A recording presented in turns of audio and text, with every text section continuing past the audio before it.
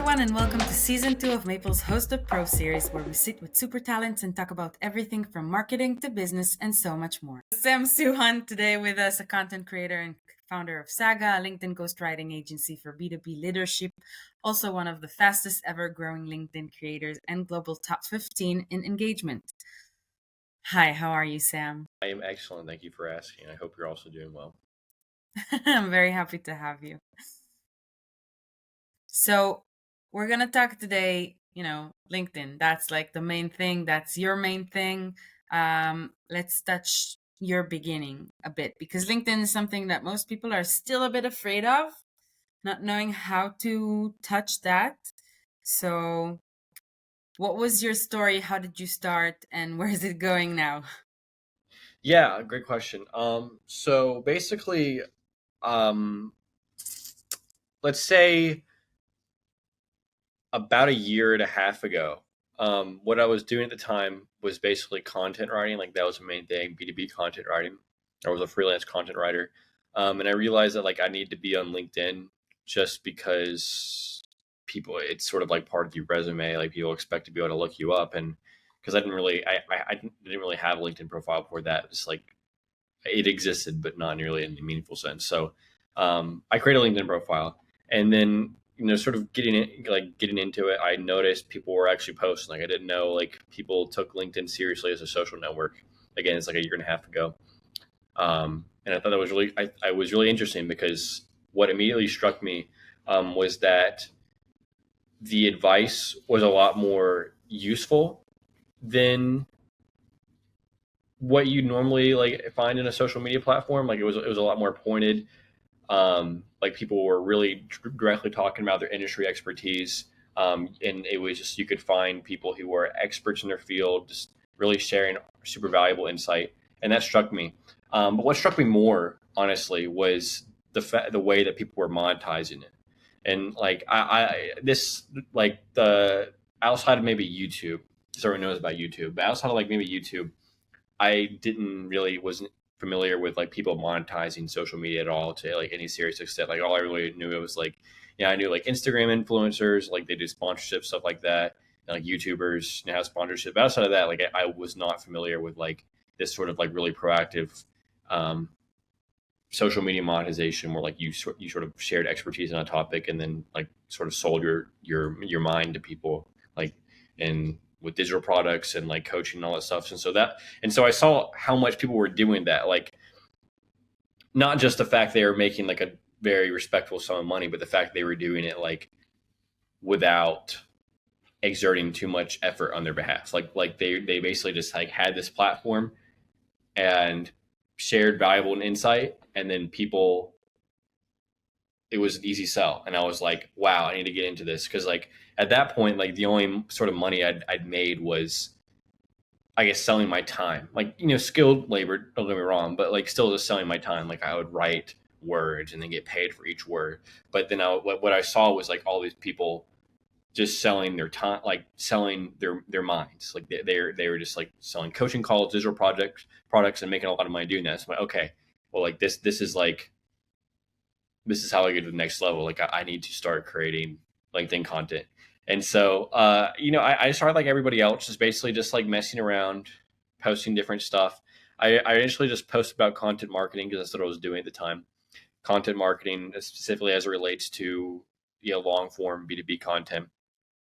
Um, and I did that for a little while. And it was just test. And first just no likes at all. Like people say, to a lot of people, it seemed like I grew really, really fast, and I did, but like there was definitely a huge build up to it. Like my first, like for the first month, I got literally 0 likes on my post. Like if I got like 2 likes on my post, that was like amazing. And then it got to the point where I would consistently get like 10 likes, and that was amazing. And then like 20 likes and 30 likes, and then around the time that I was consistently getting like 50, 60 likes per post, then I really started hitting critical mass. Like I had my first post, I got like 700 likes. Then I had a post, I got like 1,000 likes. Then a post, I got like 3,000 likes. Um, and then a post, I got like 50,000 likes. And so from that point forward, like I was in a position where I was able to actually sell my time. And I'm still like figuring out like I'm still like experimenting with the best way to do this. Like, I haven't been doing this that long, right? But like I was be able to sell. I was like able to put out coaching calls. Like I would sell like $250 an hour for a coaching call, and people would buy it. Like a lot of people would buy it, which was like crazy to me. Like I would never imagine that I would be able to do that anytime soon. But like I was able to do it. Like I was in a position where I was able to sell my knowledge, just like the people that inspired me to get into it. And then I released a course, and that did really well. I've tried different info products, and I mean, again, the rest is sort of history. Like I just grew my LinkedIn to a point that I was able to actually like sell my mind, and then I've been doing that. At the same time, I started a done for you. I honestly, I've been LinkedIn ghostwriting for about a year, but I started my agency in May. Like I just because like it was getting more and more clients, I was like, okay, I should really like start building like infrastructure for this. And so I started my agency in May. So at the same time, I was like selling more passive income. I started like an active income thing. And over the summer, like that became my full time thing. It's like I have not done content writing or anything for a while. It's all been LinkedIn ghostwriting, in addition to selling like like courses and coaching calls and that stuff. And I'm actually putting together like it's still an evolving thing. Like I'm actually still putting together a coaching offer right now, that I would like to start doing. Um, so yeah, I mean it's just sort of a fluid situation. Like that's sort of my story. I post about different things over the time. Like when I first started getting traction, I was posting about AI, but then I switched to topics that was a little bit more evergreen. Lately, I've been posting about like remote work and just like career related stuff, and that's really resonated with people. So I mean, yeah, that's sort of the story in a nutshell. I can be more granular with like each aspect of that, but that's sort That's so you started by I mean, you started on your own, you started for yourself, and then you realized your time is worth money and not just for words, but for actual ideas and coaching. And LinkedIn is kind of like still the mystical creature of social media, I'll say, because everybody talks about Instagram algorithm or TikTok algorithm. No one speaks about LinkedIn algorithm and get to um, how you get the exposure you want to get. So I mean, how do you do that? Yeah. Well, yeah. So, I mean, I say the fundamentals are generally the same of any other social media platform, and I've started like gradually building my presence on others, so I'm able to get some perspective on this. The fundamentals are generally the same, but you do have to think about like LinkedIn as a platform independently. Like, not every niche, like if you start posting on Instagram or Twitter, like there are more viable niches, I would say. Actually, I think the one thing that I want to ask is how do you keep up with adapting to new algorithm changes? I mean, how does it work with LinkedIn? Yeah, it's a good question. I think that people worry about the algorithm a little bit too much. I mean, it does matter to an extent. Don't get me wrong, but generally, like social media algorithms that are rule are just built to serve the best content, um, as effectively as possible. And so, if you're creating content that's fundamentally good and useful to people, you're going to be impervious to really any super granular concerns about the algorithm. And don't get me wrong, there are like sort of meta strategies and stuff like that. Um, but I would just want to emphasize that like as long as you just focus on the fundamentals of psychology and like creating content that resonates with people, you're sort of yeah you're just impervious to like any sort of like fluctuations. That said, there are like little meta things to worry about, and how do I keep up with them? Um, well, it's just sort of like I react to like the way that things perform. I'm on there posting every day, so you inevitably get a feel for how things are going and what performs well. I'm also pretty proactive about networking with the other top LinkedIn creators. Like I speak with them, so we always have a graph situation. But there's never any like secret tricks or anything there. I mean, we sort of like always produce the same. We just always focus on like just creating content that's just fundamentally useful to people. If something performs well, iterate upon that, and like see if you can make that more consistent, which is not advice that's unique to LinkedIn. So I'd say just don't worry so much about the algorithm, but I would say think about like your addressable market. When you're creating content on LinkedIn, like there needs to be a defined purpose behind it. Are you creating to build? I think that everybody should not niche themselves down too much.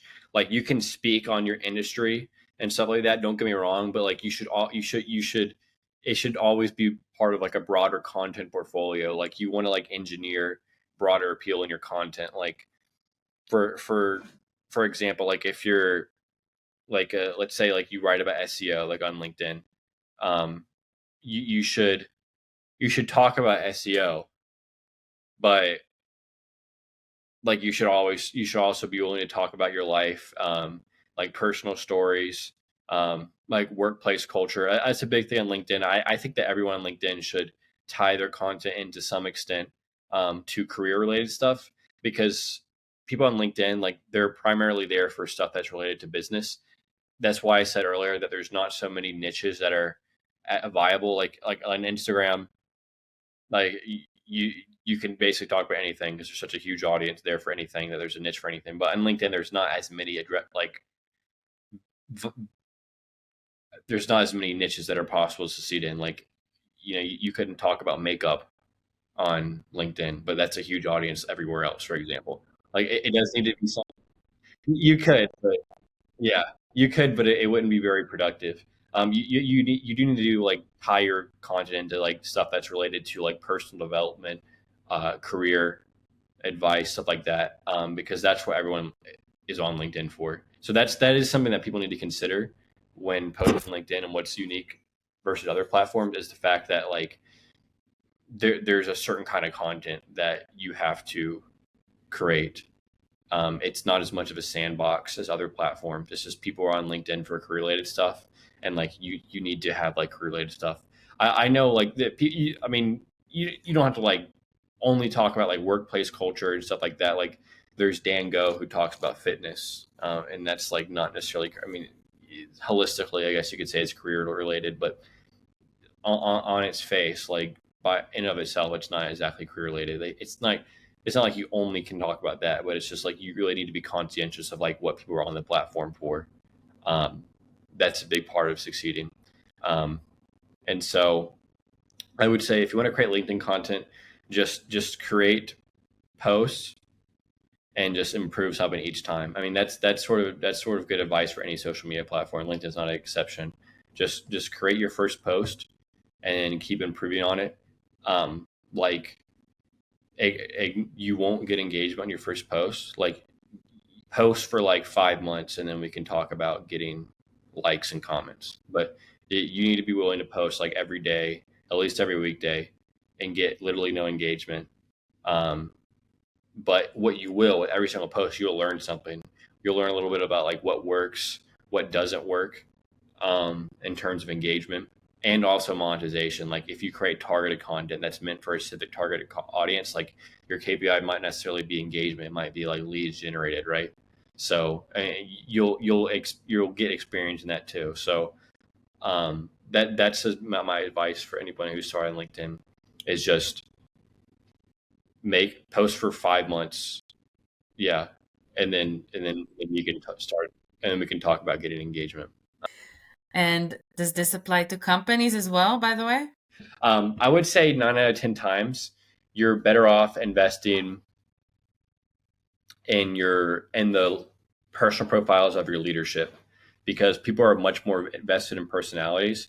You can do well with company pages. Don't get me wrong. It's just like it's an uphill battle. Like people don't really, especially now. Like if you look at like the broader like macroeconomic landscape, the consumer market is orienting much towards personality or focused marketing rather than brand focused marketing. Like prime example is like how Mr. Beast Feastables is like literally pushing. It's a chocolate brand. If you're not familiar, for anyone not familiar, Mr. Beast is, you probably are familiar with him. He's a very large YouTube. I guess you could call him the number one content creator in the world. He's a very large YouTube personality, and by extension, personality everywhere else. But he released a brand called Feastables, which is basically a chocolate brand. Um, From my understanding, it's really good. I haven't tried it yet, but I will try. I will try to when I go back home. He's literally from my same state. Anyway, um, he's literally his chocolate company, by extension of influence, and from my understanding, it's generally a good product too, which doesn't hurt. But by way of his influence, like when he is literally pushing, like in stores like Walmart, et cetera, Target, et cetera, he is literally pushing Hershey's and, like, I guess you would call, like, established brands, like, off the shelves, because people are much more compelled to invest in a product that's attached to a person rather than like a brand, which is like a pretty fundamental shift because, like, I would say that, like, the entire 20th century and, like, again, like, I've only lived in, I was born like the very, very end of the 20th century. I've only lived in this century, but from my understanding, the entire 20th century, like, marketing was very brand oriented. It was like, oh, I want Coca-Cola. I mean, and don't get me wrong, it still matters a lot, but it's just like what we're seeing is a shift. It's just like it's like brands. Like, I purchase from this brand. I purchase from Coca-Cola. I purchase from Louis Vuitton. I purchase from, I can go on, infinite brands. Now it's like, oh, I'm buying Mr. Beast chocolate. Oh, I'm buying, like, this guy's online course. I'm buying The Rock's tequila. Like, it's everything is becoming more and more attached to personalities, and so, like, that's a macroeconomic trend. It's psychological, but it's also a macroeconomic trend.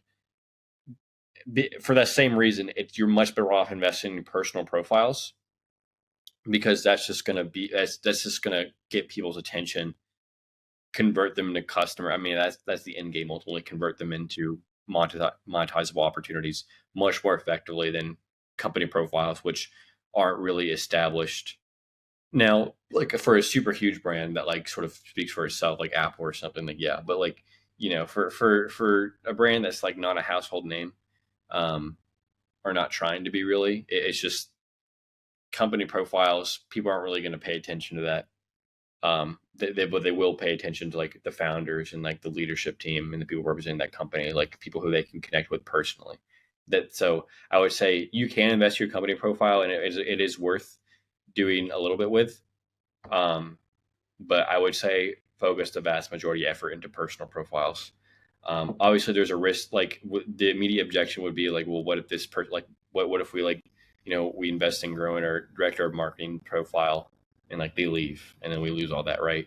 Um, it's still like a very, very net positive. Like, you will get much more results from investing in people rather than your company profile, just because people connect with people much more effectively. So that's what I think about company profile. So the business itself should invest the time in giving its top employees or talents the option to post on LinkedIn and have them talk about the brand or talk about what they care about and what they do. Well, like I said, like, nobody should niche down too much. Like, you should definitely share, depending on your goals. Like, maybe even a majority of your content can be oriented around, like, your industry, which may not exactly be the most conducive towards engagement, but it is conducive towards lead generation. But at the same time, you should never, like, only talk about that thing. Like, you should always be talking about, like, personal stories and, workplace culture stories, because it is a career platform, career related stuff like that. Because people will connect with you, and when they connect with you, then they're much more likely, if they happen to be a match for, like, sort of a fit for your market, then they'll be much more likely to pay attention to your brand, by extension to paying attention to you. So invest in having your leadership team post on LinkedIn. I mean, what people are doing more and more, like, all my clients are people who are investing in, like, having their leadership, like, have a robust presence on LinkedIn. Like, that's basically what it's all about. So they're recognizing the value of, like, having people who represent the company put themselves in front of countless people. It's enormously more effective than just investing in company profiles. So yeah, invest in personalities, because that's what people get attached to. Very, very, like, building, like, a brand that people get attached to is like a decades long process, but people can get attached to people immediately with the right story. So it's just pragmatic. Yeah. Quality over quantity. How many LinkedIn posts should a business, a person post is it daily, is it weekly, is it set like in stuff? I mean, what's your take on quality over quantity? Yeah. So, well, I would say first, quantity is a quality all on its own. Like, like if even if you have a post that gets 100,000 likes, and if you just post once a month, your LinkedIn's not gonna help you that much. Like, so quantity is a quality on its own. Yeah. You do have to show up like every day, every weekday at least. If on weekend, if you want to, that's fine, but every weekday at least. But that said, it does have to be like useful. So like when we say quality, what do we actually mean to that? We mean like people read this and it actually like does something for them. Like it emotionally resonates with them, or like it makes them want to buy something. Basically, like it has to be like I mean the post, like, is it just useful to somebody? Like, is it talking about something that people want to learn about? Is it engaging people with like an interesting story? Is it inspiring people like with your workplace culture or something like that? Just 6 examples. Like, it has to be useful. I mean, if you post content that's like interesting, that's just fundamentally useful and interesting, like the way you write it matters. Don't get me wrong, but it doesn't matter that much. What matters is like, is it fundamentally interesting? Um, so just make sure your content is actually useful. Make sure it's actually helpful to people, and then I would say like focus on like nailing that. And the way you nail that is like I said, by experience. Like, just post every day, learn something each time. Like get an idea of like what works, what content people engage in the most with, what content um, translates to leads most effectively, because that's really the main way to do it. Because I mean, I can like sit here and teach like everything I know about LinkedIn, and it could be very helpful. Don't get me wrong, and definitely accelerate your success. But the vast majority of knowledge that you learn is going to be useful to you. It will happen from direct experience. So you really just have to. It's both quantity and quality.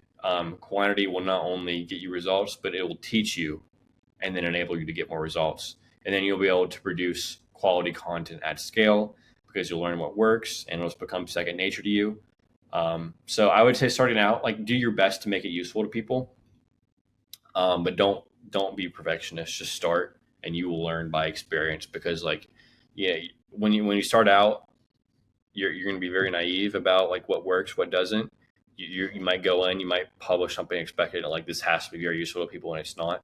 You just have to learn that from experience. So go for quantity first, and then learn what quality is from that quantity. I would say. I mean, do your best to get it right. Don't get me wrong, but like you're only going to really understand what that quality is with quantity. Like you just have to learn like what works for you, and you know.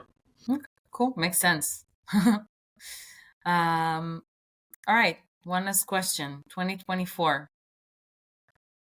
What should we expect happen in LinkedIn?